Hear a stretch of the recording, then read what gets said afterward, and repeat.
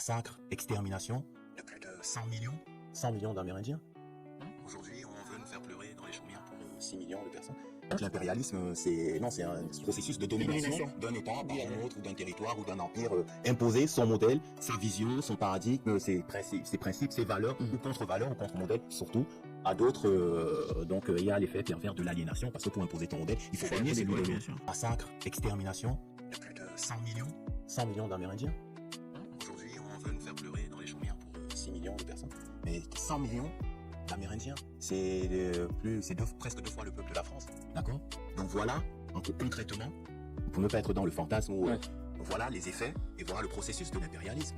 Si on remonte l'histoire, vous parlez des États ou des États africains.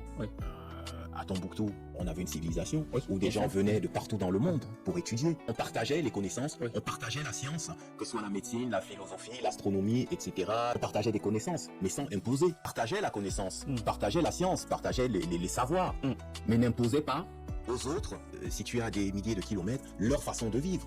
Il n'y avait pas besoin d'être en compétition ou en concurrence avec l'autre pour exister, mais plutôt en coopération. En coopération avec l'autre, en coopération, en concertation, en solidité avec l'autre pour créer, pour s'élever. Donc on se met ensemble, on mutualise des efforts pour s'élever ensemble.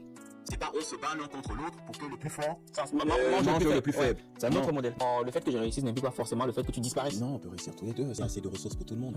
Rendez-vous ce jeudi à 19h pour le podcast complet sur la chaîne YouTube d'Argent Livre.